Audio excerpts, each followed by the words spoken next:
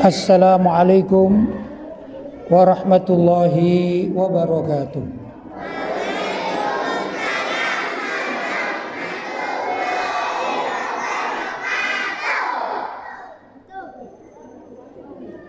Alhamdulillah, wassalatu wassalamu ala rasulillah Sayyidina Muhammad ibn Abdullah wa ala alihi wa sahbihi wa man wala wala hawla wala quwwata illa billah, amma ba'd. Hadratul mukarramin, ma'asyiral ulama al-fudala, ma'asyiral asatidha al-kurama, bapak-bapak, ibu-ibu, hadirin hadirat yang dirahmati oleh Allah. Alhamdulillah, malam hari ini saya bisa bersilaturahim dengan bapak-bapak dan ibu-ibu. Mudah-mudahan silaturahim kita ini dicatat oleh Allah Subhanahu wa taala bisa berkesinambungan sampai di surganya Allah dan bertemu dengan junjungan kita Nabi besar Muhammad sallallahu alaihi wasallam.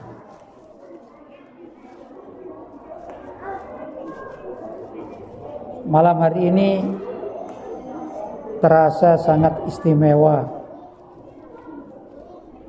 karena yang hadir di dalam masjid apa Pak namanya?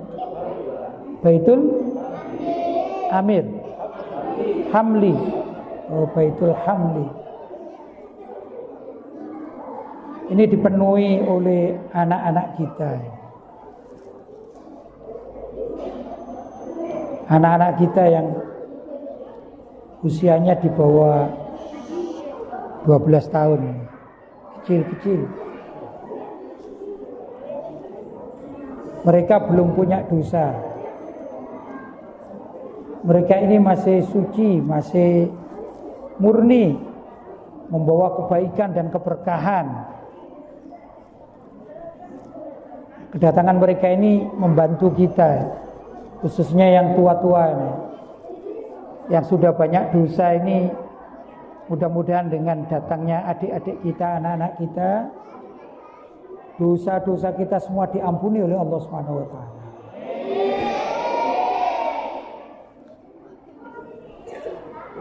Tapi ya begitu, kalau ngaji bersama anak-anak harus sabar, karena suara ceramahnya kalah dengan suara anak-anak.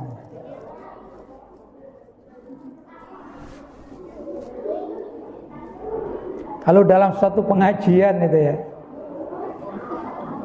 yang hadir ibu-ibu semua, yang ceramah laki-laki satu ustadz. Juga biasanya kalah ini. Suaranya ustadznya kalah dengan suaranya ibu-ibu. Ini alhamdulillah ibu-ibunya banyak, anak kecilnya juga banyak ini. Jadi double ini. Ya, karena itu kita harus sabar. Tapi niat atau semangat kedatangan anak-anak kita dan ibu-ibu kita ini pertanda bahwa masjid kita ini masjid yang sangat makmur, masjid yang sangat dicintai oleh jamaahnya. Mudah-mudahan masjid kita ini terus membawa berkah. Dan mudah-mudahan bulan Ramadan jamaahnya semakin banyak. Dengan semangat yang anak-anak kita ya, semangat, Insya Allah. Bapak-bapak dan ibu-ibu, tema yang diberikan pada saya adalah tema Tarhib Ramadan atau menyambut kedatangan bulan suci Ramadan. Sekarang kita berada pada bulan Sya'ban. Setengah bulan lagi kurang lebih kita memasuki bulan suci Ramadan.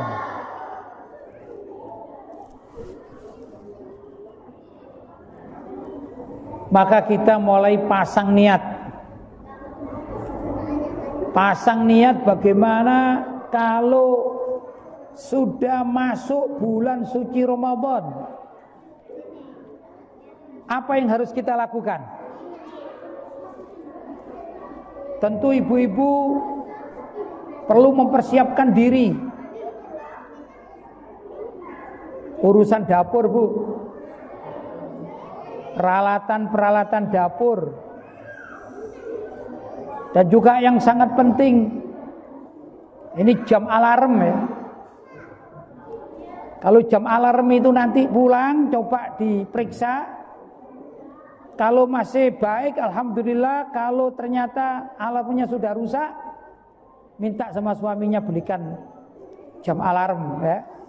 Biar apa? Biar sahurnya tidak kesiangan. Ini perangkat yang sangat penting.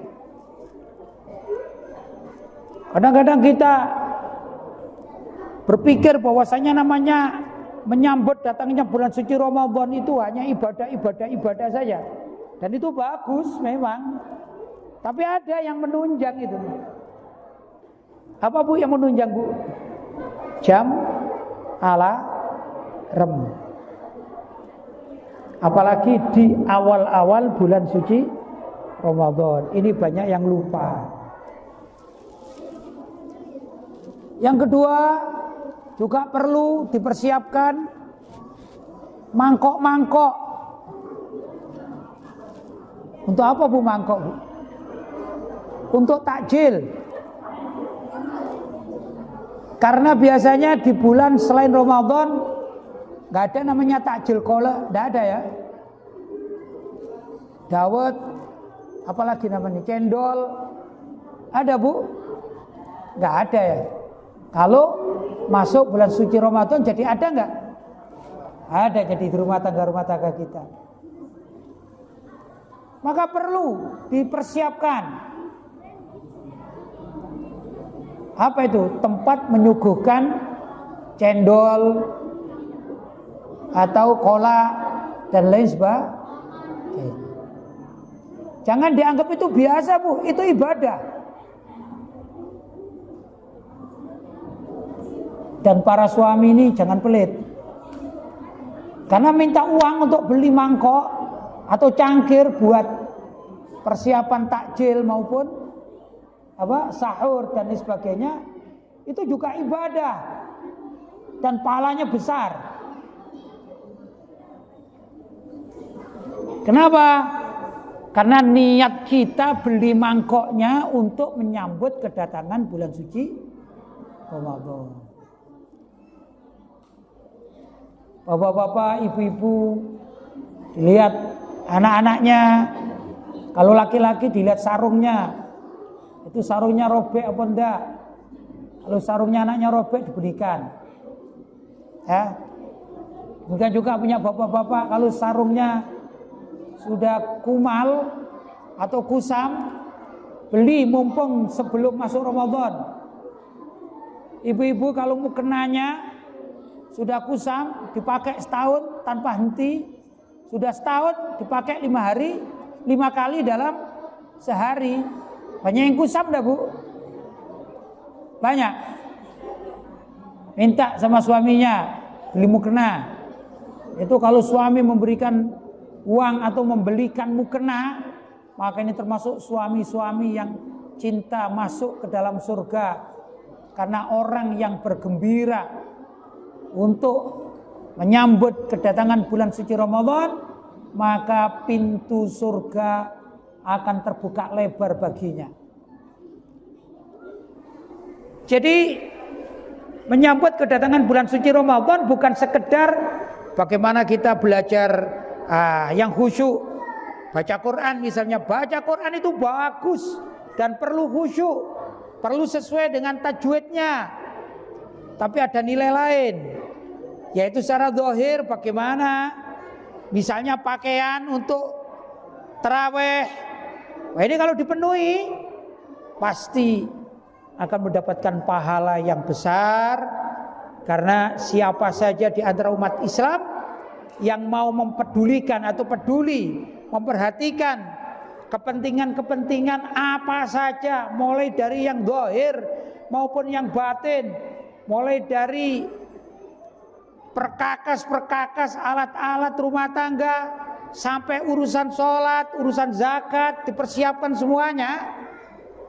Tentu Allah tidak akan membiarkan demikian saja, kecuali pahala Allah SWT akan dikirimkan atau diberikan sebanyak-banyaknya.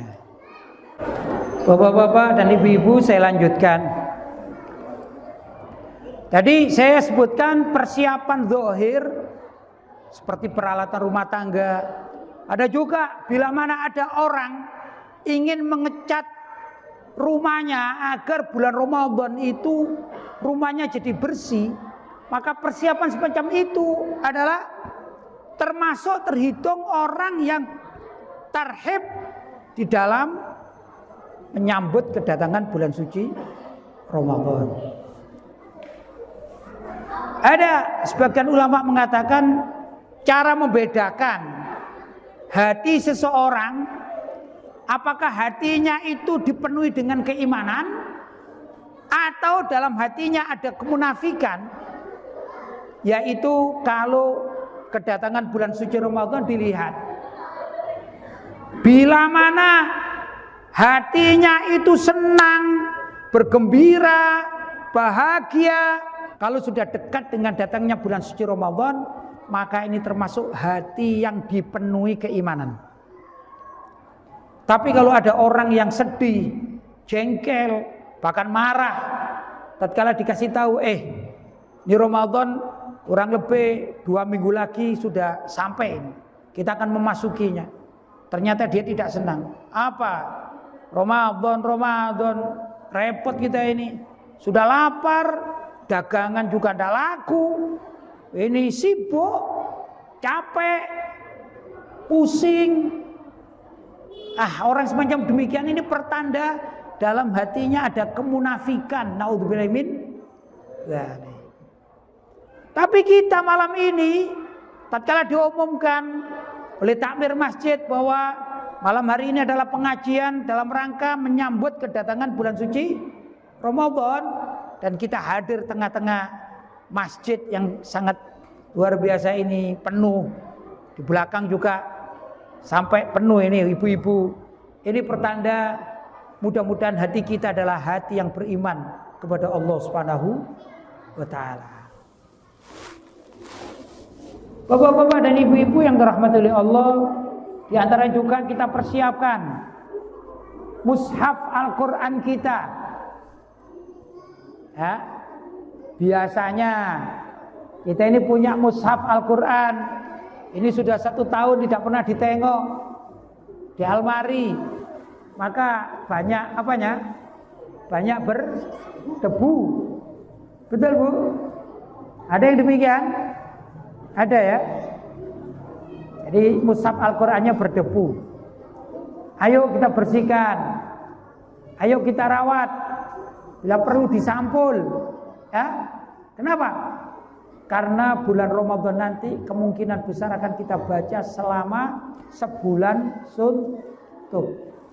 Kalau kita pandai menghormati mushaf Al-Qur'an kita, minimal pada saat datang bulan suci Ramadan, itu berarti keyakinan kita kepada Al-Qur'an masih lekat, masih lestari. Dan ini termasuk sangat diperintahkan dalam syariat Islam. Dan itu sangat tepat kalau dilakukan pada bulan suci Ramadan atau menjelang datangnya bulan suci Ramadan. Syahrul Ramadan alladzi unzila fihil Qur'an hudal linnasi wa bayyinatin minal huda wal furqan. Syahrul Ramadan, bulan Ramadan itu adalah unzila fil Qur'an. Alladzi unzila fil Qur'an, yaitu bulan yang di dalamnya diturunkan Al-Qur'an. Hudal linnas, yang Al-Qur'an itu sebagai penerang bagi seluruh umat manusia. Hudal linnasi wa bayyinatin minal huda wal furqan. dan juga keterangan-keterangan dari apa yang diperlukan oleh umat manusia. Dan Al-Quran itu sebagai furqan, yaitu pembeda antara yang hak dan yang batil. Jadi kalau kita rujukannya Al-Quran, kita membaca Al-Quran, berusaha tahu artinya, mau mengaji tafsirnya, maka di situ kita akan mendapati betapa banyak ajaran Al-Quran yang bisa membimbing kita sebagai umat Islam untuk menempuh jalan yang lurus. Bapak-bapak dan ibu-ibu, tatkala kita baca Al-Quran, kita tidak paham, hanya baca Al-Quran saja. Dan itu kebanyakan kita orang Indonesia, ya, yang non Arab itu kebanyakan. Kita hanya bisa baca saja. Mulai kecil, kita waktu sekolah di sekolah madrasah atau SD, ada sebagian kita kalau mau pulang suruh baca wal asri. Bismillahirrahmanirrahim. Wal asr innal insana lafi khusr illa alladziina aamanu wa 'amilus shalihati wa tawashaw bil haqqi wa tawashaw bis sabr. Kemudian bubar. Ada kan? Di madrasah, di pengajian, ada. Tapi kita nggak pernah tahu artinya.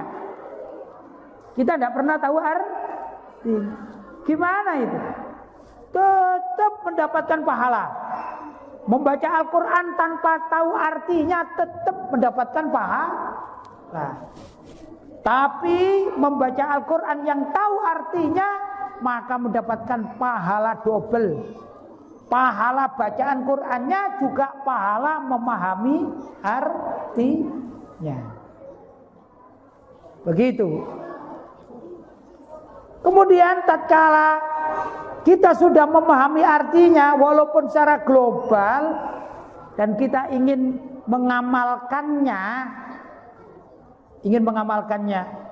misalnya di dalam Al-Quran itu ada ayat perintah bahwa wanita-wanita itu wajib berhijab, yaitu menutup aurat, ya, semua badannya kecuali wajah dan telapak tangan. Di dalam sholat pada khususnya, di dalam sholat itu wajib buka wajah dan telapak tangan bagi wanita. Tapi di luar sholat, pendapat yang terkuat mengatakan bahwasanya wajib bagi wanita seluruh badannya ditutup. Itu begitu. Dan alhamdulillah, ya alhamdulillah sekarang ibu-ibu kita berkat adanya masker maka sudah lebih tertutup, ya. Dan ini adalah perintah dari syariat. Kalau gitu kita berterima kasih sama corona ini, ya. Betul ya? Bahkan yang unik, bapak-bapak dan ibu-ibu yang dirahmati oleh Allah, ada kelompok-kelompok yang mengingkari syariat, khususnya syariat berjilbab. Ada kelompok-kelompok, biasanya kelompok liberal. Loh, sekarang dengan terpaksa mereka ingkar kewajiban berjilbab, tapi mereka menggunakan masker. Aneh kan? Nah, kita alhamdulillah ibu-ibu yang hadir, masya Allah, sudah pakai jilbab juga pakai masker. Ini adalah perlindungan dari Allah Subhanahu wa taala. Kalau yang dilakukan itu mengacu kepada ajaran Al-Quran, maka ibu-ibu dapat pahala berlipat ganda. Dan kalau itu direstui oleh suaminya, apalagi suaminya yang membelikan masker dan jilbabnya, maka para suami atau orang tua yang anak-anaknya perempuan sudah dewasa dibelikan jilbab dan masker sehingga menutupi wajahnya, ini bapak-bapak juga mendapatkan pahala yang berlipat ganda. Kenapa? Karena mengamalkan ayat-ayat Al-Quran. Jadi tentang Al-Quran, pertama membaca saja dapat pahala. Kemudian memahaminya dapat pahala. Mengamalkannya juga dapat pahala. Dan pahala itu akan berlipat-lipat ganda bila mana dilakukan pada bulan suci Ramadan. Sudah siap Bu? Ibu-ibu sudah siap menghadapi kedatangan bulan suci Ramadan? Siap? Bapak-bapak sudah siap? Kalau bapak-bapak dan ibu-ibu sudah siap untuk menyambut kedatangan bulan suci Ramadan, maka Allah pun akan senang. Allah akan menerima segala apa persiapan itu, dicatat sebagai amal ibadah oleh Allah Subhanahu wa taala. Nanti pada bulan suci Ramadan juga ada zakat. Zakat ada kalanya terdiri dari zakat mal, yaitu kepemilikan harta. Entah itu harta dari perdagangan, atau harta dari perkebunan, atau harta dari peternakan, ya. Maka itu ada zakatnya. Dalam 1 tahun wajib dihitung zakatnya dengan perhitungan tertentu. Maka dianjurkan dikeluarkan pada saat bulan suci Ramadan. Demikian juga dengan zakat fitrah. Apa itu zakat fitrah? Yaitu zakat tentang dirinya sendiri atau membersihkan dirinya sendiri dengan mengeluarkan makanan pokok. Kalau di Indonesia beras. Pendapat terkuat wajib beras. Tidak boleh dengan uang. Tidak boleh diganti dengan uang, tapi dengan beras. Ini pendapat yang sangat muktamad, ya, paling kuat. Berapa jumlah berasnya? Ada sebagian mengatakan 2,5 kilo, tapi yang terbaik adalah 3 kilo. Satu orang zakat fitrahnya berapa? 3 kilo. Kalau dalam keluarga itu ada bapak, ibu, dan anak, berarti cuman berapa? 9 kilo. Ya, tidak terlalu berat. Apalagi bagi orang Batam ini insya Allah tidak terlalu berat. Ya, begitu ya. Nah, itu adalah wajib. Dan wajib dikeluarkan, sunnahnya adalah sehari sebelum Lebaran, tapi dibayar di awal Ramadan sah. Kadang-kadang ada orang yang kepingin mendapatkan sunnahnya, ternyata di hari akhir bulan Ramadan sakit sampai gak sempat beli beras zakat. Ya, bagus niatnya, tapi kalau ada udzur semacam demikian jadinya susah. Nah, kalau saya biasanya lebih senang pertengahan bulan suci Ramadan, biar tidak lupa. Begitu.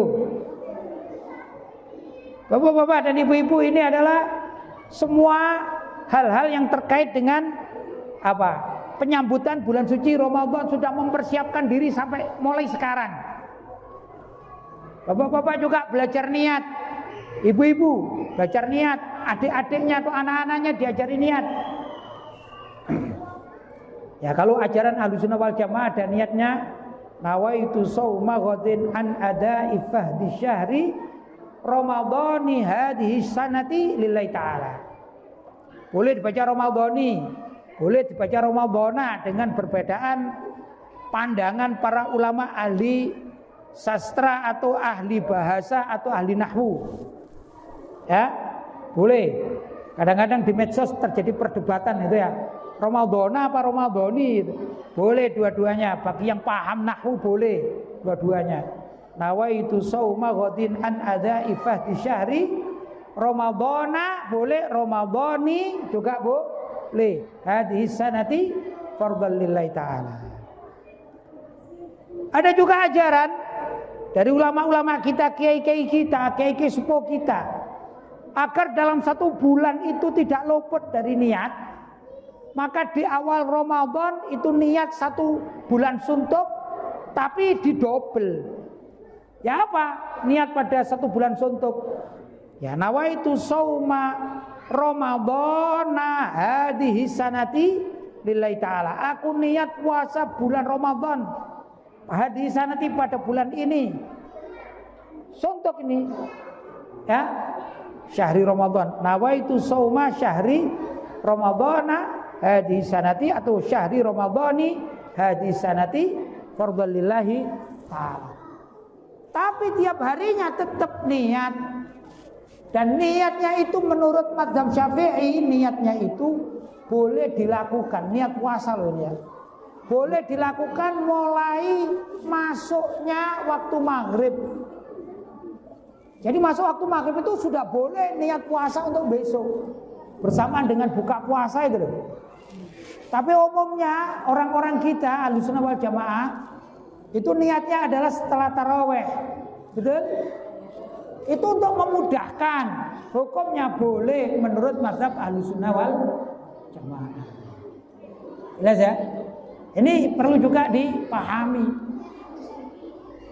Setelah itu kita mulai benar-benar wajib tahu.